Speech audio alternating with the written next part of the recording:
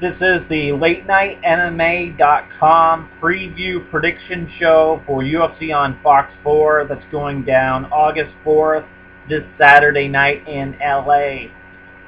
Love this card, guys. I think there's a lot of money to be made here. Let's just get everything started here by talking about the first main card fight. We have Mike Swick versus DaMarques Johnson. And how anyone can lay down minus 210 on a guy that has not fought in 30 months. I just don't get it. We're talking 2.5 years here, folks, since Mike Swick has had an MMA fight. And going back even farther, he hasn't won in his last 2 fights. He's a big favorite in this fight, and I just don't get it. I like DaMarques Johnson in this one big time. DaMarques, he's looked good, and then he hasn't looked so good. He's won a fight, lost a fight, won a fight, lost a fight, won a fight, lost a fight.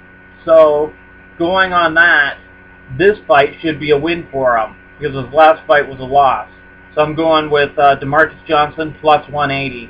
And I had a lot of success going with the underdogs at UFC 149 in Calgary, Alberta, Canada. I did a 2-fight parlay. I took James Head plus 285, Tim Bosch plus 260 something, $100 paid out $1,400.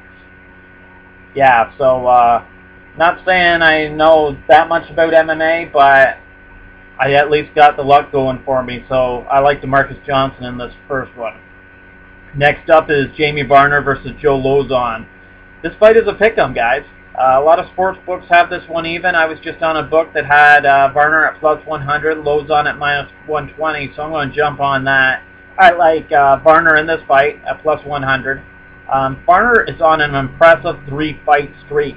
He's finished every fight in the first round, and he's just looked amazing. You know, this guy almost retired about a year ago after a loss on a small card.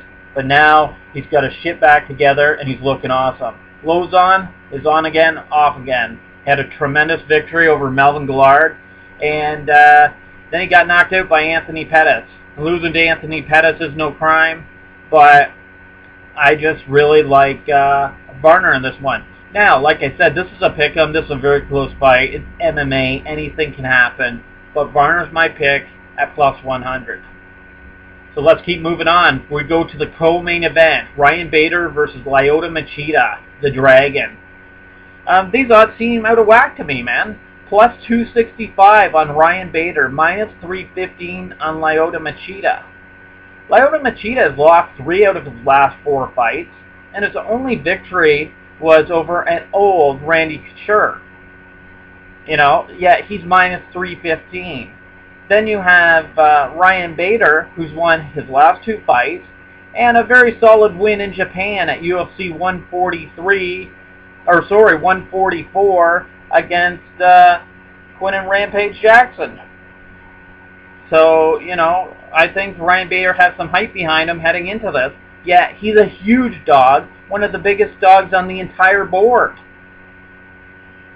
It just doesn't make sense to me. If you're on our YouTube channel or head over to LateNightMMA.com, just scroll down to the interview below this one, and you'll check out an interview we did with Aaron Simpson. And Aaron Simpson is one of Ryan Bader's teammates. And he told us that they brought in this karate guy from Las Vegas who's replicated the Dragon's MMA game. So, you know, they're doing this fight up. They got a good training partner in there for Ryan Bader, and Ryan Bader's going to use his wrestling in this fight.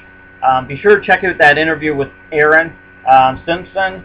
Very good talk with him. He just talks about that, talks about the John Fitch fight, but related to the preview show here, he breaks down that Ryan Bader fight in more detail.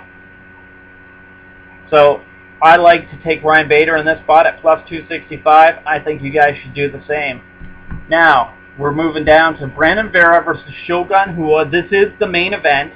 The odds as of this time of this video is plus 275 on Vera, minus 330 on Shogun. And as far as the odds go, I think the odds are right on for this fight. I don't see any way Shogun loses this fight. Vera basically lost 3 fights in a row and beat Elliot Marshall, who is no longer in the UFC. So that just shows you, you know, what that win really means. It really doesn't mean anything. Then Shogun has been fighting the best fighters in the world. And let's not forget, last year, Shogun was the light heavyweight champion of the world. You got to respect that fact. So, if I was to bet this fight, I would be betting it on Shogun Hua minus 330. I'm not going to touch it. I want to talk about a few of the prelims before we let you guys go here. Phan plus 110, Cole Miller minus 130. These odds are close, and this fight is going to be close. I did an interview with Phan. It's posted on the YouTube account as well, just a few days ago, talking about this fight, talking about if Cole Miller's going to stand with him, because if he does, this could be fight of the night. I'm not going to touch this fight. I might last minute. If I do, I'll post it on my Twitter at Radio MMA. But as of right now, I'm not playing this. Up next, my biggest play of the day. This is a fight that Manny Gamburyan has in the bag, in my opinion. Manny's lost 3 fights in a row.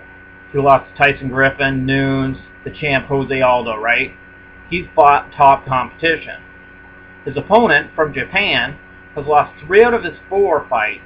And he hasn't fought anywhere near the competition level that Manny has. So, I believe that Manny lost 3 in a row to top guys. Joe Silva, the booker, the matchmaker for UFC, doesn't want to see Manny get released.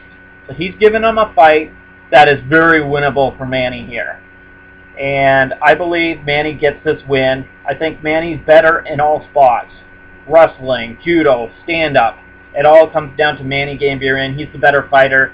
And I love Manny at minus 140. I'm going to put a few hundred on this fight. What do you guys think? What do you think of my predictions? Hope you guys liked the video. Be sure to hit up the website, www.latenightmma.com. Subscribe to our YouTube channel. And give me your predictions on the fights, guys. Love to hear your opinions. If you're checking this out on Facebook, just comment below this video. Oh yeah, guys. Thanks for giving me the time. I love doing this. And hopefully we'll be back.